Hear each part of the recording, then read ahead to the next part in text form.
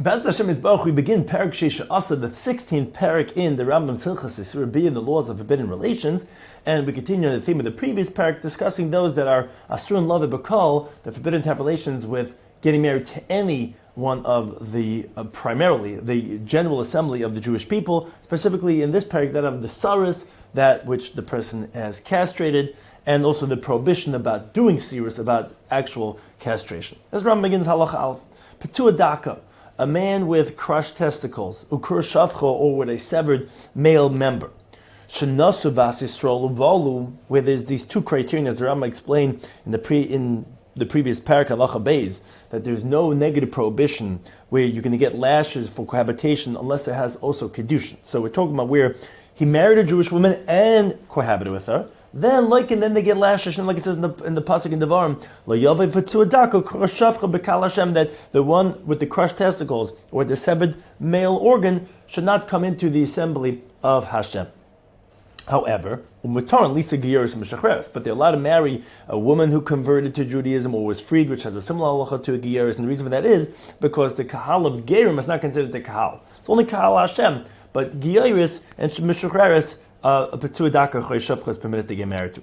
Now, even a kohen who is forbidden to marry, Giras and Mishacheres, the Rambam explains later on in Parak Yudches, but Shehu Petua Daka, if he has crushed testicles, Mutter Lisa Giras and Mishacheres, he's permitted to marry a Giras and Mishacheres, Lefishen Mekudashasi, because he doesn't have anymore his kohanic sanctity, which he loses when he becomes a Choy Shavcha and a Petua Daka. So therefore, he's like any regular Jewish man who's allowed to marry Giras and Mishacheres. And Vafil Nasina, even from the Nasinim, which rabbinically, as Rambam said in Parakid Beis, that David HaMelech made a gezerah that they shouldn't come into the Kehillah, that gezerah of marrying a Jewish man was not said regarding a Petua Daka. Or so too regarding one of the doubts of Mamzerim, which are biblically permitted but rabbinically forbidden, as the Rambam said in the previous Parak Tezvav. Those also mutaris are going to be permitted for the Petua Daka and the Choy Shavcha, and so too for that which was a kohen. Now, continue in halacha beis. Now, the Rambam explains. He says, well, how do we understand this?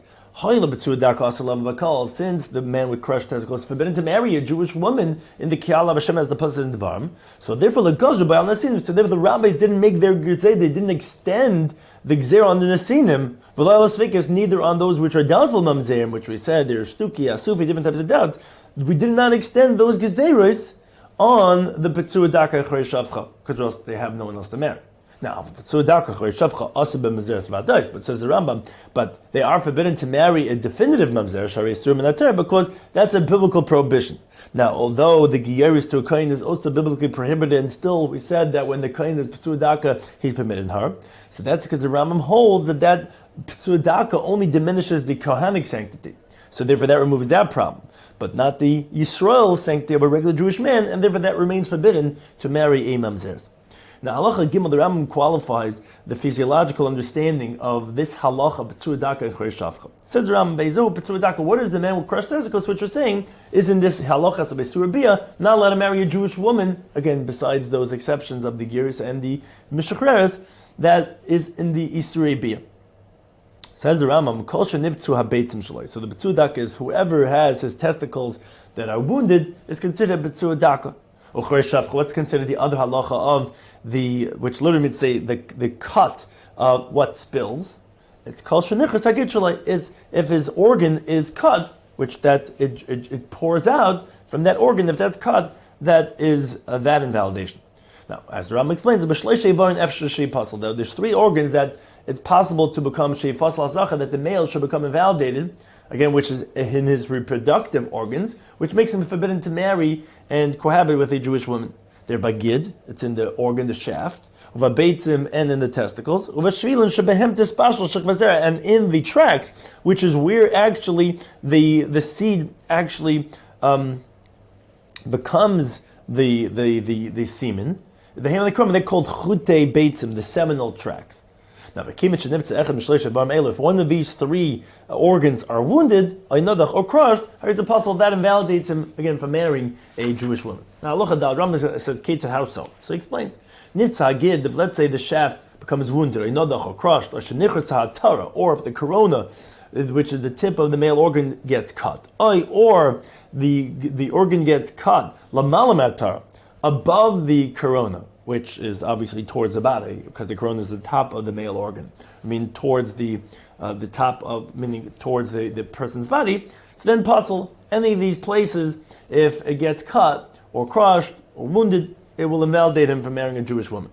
Now, but if let's say it gets cut from the top of the corona on the organ, but it is left over at least that of even the hair's breadth, that surrounds the entire shaft, then kosher, it's going to be valid as long as there's still a little bit of the corona. Now, but let's say the organ gets cut above the, meaning in the problematic area, in the above the, on the top of the corona, but it's kukumas. It's like a quill, which is that it gets cut on a diagonal, the way a quill is. Like a funnel, which is similar, which is two walls and the two sides, and it's actually cut in the middle, like a pipe. Then it's going to be kosher again because you still have the corona. Therefore, it's not going to invalidate him in the halacha of that of a krei shavcha. Now, halacha hey, nikiv lamata masar. So we were speaking just before about if it gets wounded, but again, everything's intact. Now we're talking about nikiv lamata matarv. Let's say the beneath the area of the corona, it gets a hole. So then, kosher, it's going to be valid. But nikva hatorah atzma. Let's say the corona itself gets a hole inside. So it depends. Im kashira carry, if when he sees the semen, meaning if when he ejaculates, takes a shechvazem in the neck, then the semen's coming out of the hole. So that's possible. Obviously, that's a problem regarding his ability to have children. Nistama neck, but if the hole gets sealed, goes back to his original validity of marrying a Jewish woman. Now, nikiv lamata matar. Let's say there's a hole beneath the corona, but shekenegdu lamala b'teichatar. But correlating on the area is going to be above the corona, meaning to say that the hole goes a diagonal. So it starts beneath the corona, but then it goes. The rest of the hole goes above the corona. Then puzzle, it's going to be invalid again, because we need to have the entirety of the corona intact, and if there's a hole coming out through the corona, that's going to be in invalidation. Let's say the seminal tract is clogged up. Now,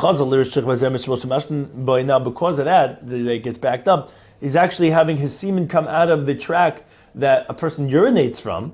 How is a puzzle? So that's going to be invalidation because, again, it only could ferment, it could only have a child in its normal tract. But if it's coming out through a different tract, it's not going to be able to, and therefore, again, that's the problem of marrying B'kal Hashem.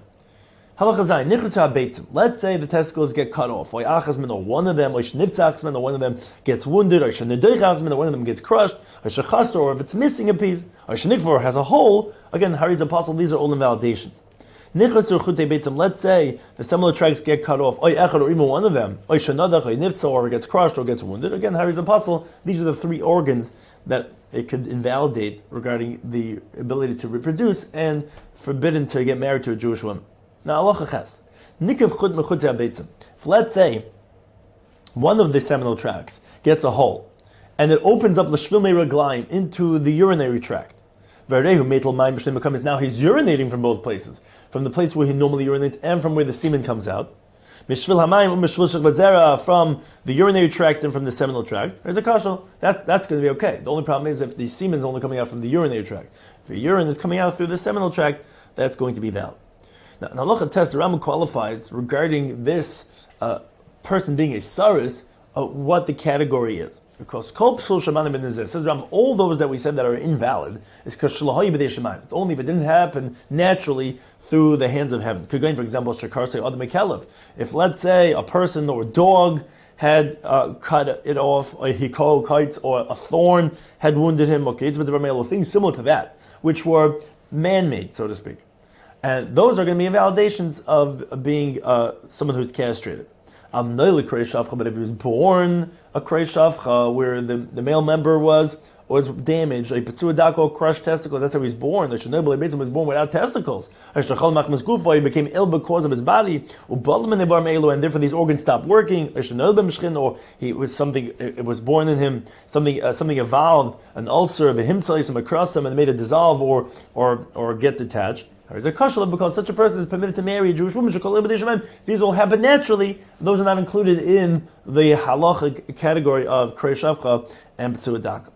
Now, the Rambam continues halacha yud regarding the prohibition of actually creating sirus.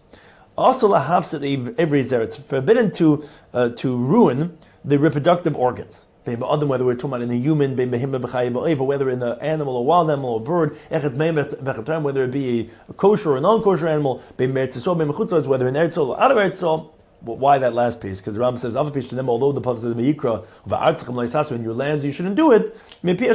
From the tradition we learned, this actually applies in every place, not just in Eretz. And the idea of the pasuk is, this should not be done amongst the Jewish people, whether in their bodies and other bodies. And whoever castrates, like him in that he gets lashes biblically wherever he is. And even if he's castrating someone that was already castrated, like he's going to get lashes. As Rambam says, again. Let's say somebody comes and he cuts the male organ. And then another person comes to the same person, and then he cuts their testicles. Or he detaches them.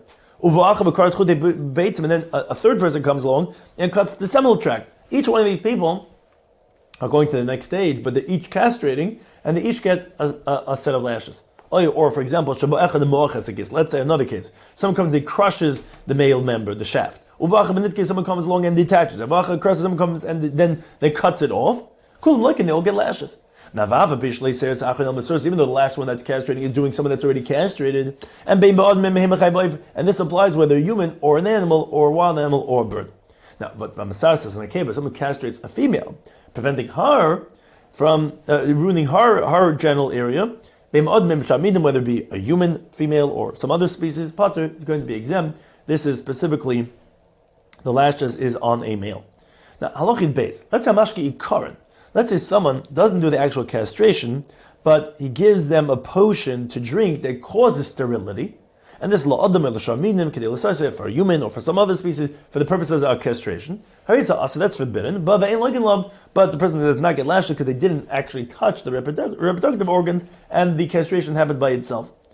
Now, the isha muteris lishles sikaran, and the woman is permitted to drink a potion of sterility, so that she should be castrated, actually tailored, until she doesn't have the ability to have children.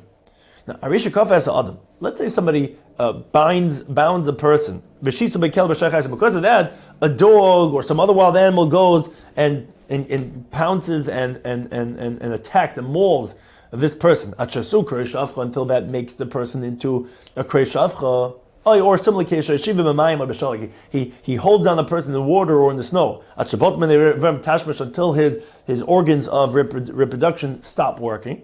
And he doesn't get lashes until he actively goes and does the castration himself. But obviously it's appropriate to give such a person who committed such an act rabbinic rebellious lashes. Moreover, says the Rambam, you're not allowed to even tell a non-Jew to castrate our animals, which for many reasons they wanted to have a castrated animal, not allowed to do that.